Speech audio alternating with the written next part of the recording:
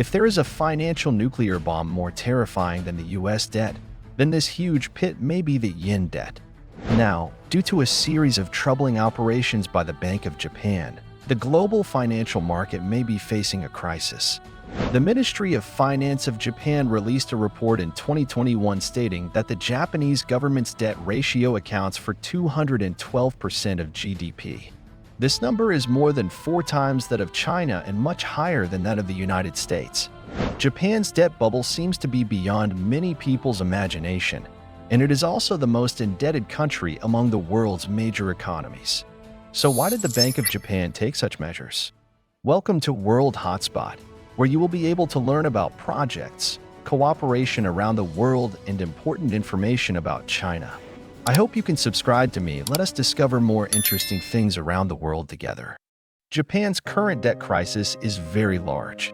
If calculated in US dollars, its debt is as high as 11 trillion US dollars. Many investors estimate that as of November 2023, Japan's debt has accounted for about 250% of Japan's GDP. Although the scale of debt cannot be compared with the 34 trillion US dollars in US debt in the United States, Japan is far behind the United States in terms of overall strength. Japan does not have dollar hegemony or nuclear weapons. It lacks a comparable international status and can only follow the United States. This means that once a debt crisis occurs in Japan, the possibility of a thunderstorm is greater than that of the US dollar. The United States can continue to print money, but the Japanese yen cannot. Additional currency printing will increase Japan's debt. Many people ask why Japan's debt nuclear bomb has not exploded and collapsed since Japan has so much debt. In fact, this is deeply related to Japan's own monetary policy. Since Japan entered its last 20 years, real estate and stock market bubbles have burst across the country, causing assets to collapse and lead to deflation.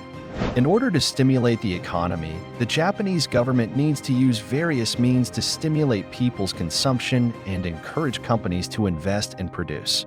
Therefore, the Bank of Japan continues to cut interest rates, maintain ultra-low interest rates, and even issue zero-interest bonds to drive down domestic interest rates. This is Japan's era of negative interest rates.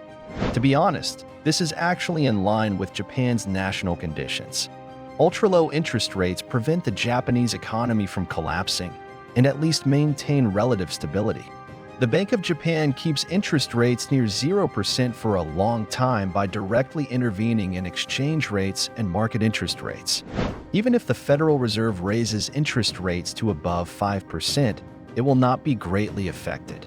Therefore, although the amount of Japanese government bonds is very large due to low domestic interest rates, the interest rates the Japanese government needs to pay on government bonds are also very low.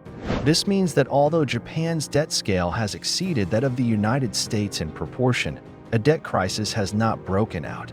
However, as the Federal Reserve has maintained high interest rates above 5% for a long time, and Japan's domestic CPI has begun to rebound, the Bank of Japan has also begun to take some saucy operations. Some media have called it a sneak attack on the US financial Pearl Harbor. So, why did the Bank of Japan do this? First of all, the Federal Reserve has been raising interest rates continuously for more than a year. During this period, Western developed countries have followed the Fed in raising interest rates. The European Central Bank's interest rate has reached a record high of 4%, which is regarded as the most aggressive monetary strategy in 25 years. Other developing countries have also raised interest rates to offset the negative impact of the Fed's rate hikes, known as the interest rate differential. Among the world's largest economies, only Japan and China have continued to cut interest rates and keep them low. The common goal of both countries is actually to stimulate the economy. But in the second half of this year, problems began to arise. First, the Japanese yen exchange rate began to be unable to withstand the pressure. On November 5th, the US dollar exchange rate depreciated against the Japanese yen, hitting a record low of 151.95 yen per US dollar. Japan's domestic assets continue to flow out of the country and pour into the US market. Japan's international purchasing power has also begun to decline, which has triggered a series of economic problems. In addition, Japan's own CPI index has continued to rise, rising for 19 consecutive months, and has got rid of the deflationary state that was previously generally considered. After all, if the CPI of 2.9% can still be called deflation, then China's domestic CPI with negative growth is even more unspeakable. Therefore, under the continued influence of these two factors, coupled with signs of recovery in the Japanese economy and stock market, the Bank of Japan began to consider changing its previous negative interest rate monetary policy. Therefore, Bank of Japan Governor Ueda Kazuo said that starting next year, the handling of monetary policy will face certain difficulties. This is regarded as a sign that the Bank of Japan is about to change its policy, otherwise they would just adopt the established strategy. He also said that the Japanese economy is recovering moderately. Although he emphasized that it is currently impossible to determine whether the price target has been achieved, the market believes that the Bank of Japan will end its negative interest rate policy as early as January next year. The statement by the governor of the Bank of Japan means that Japan is about to start raising interest rates. So why is Japan's interest rate hike a big deal? First of all, Japan's domestic money supply is very high, which means that without the hegemony of the US dollar like the United States, the Japanese still print a lot of money. According to Western economic theory, this will lead to severe inflation and rising interest rates in Japan, just like the United States. However, the actual situation is that Japan's inflation has remained very low. It has only started to rise in the past year, and the highest is only close to 3%. This makes the yen an abnormal currency. A possible guess is that under the leadership of the Bank of Japan, the Japanese yen market has become an international token that global investors are keen on. Negative interest rates have led investors around the world to use Japanese yen for secured financing, and then use Japanese yen to conduct investment and business activities around the world. Due to the negative interest rate on the yen, the cost of funds is very low. At the same time, Japan itself is a developed financial foreign exchange market, and it is very easy for countries around the world to buy Japanese yen. So, effectively, the whole world is helping Japan digest the debt issues. Compared to the sheer size of global markets, $11 trillion in debt is nothing. This makes a collapse of the yen less likely. However, once Japan begins to raise interest rates, global investors will believe that the cost of borrowing Japanese yen will increase, thereby reducing the demand for Japanese yen financing, and global investment activities will also decrease. After all, I am willing to invest when interest rates are low, but once interest rates rise, what reason do I have to invest? It's better to stay on the sidelines. In addition, rising interest rates will also cause the Japanese government to pay excessive interest payments, triggering Japan's debt crisis. In the worst case, a regional financial crisis may occur.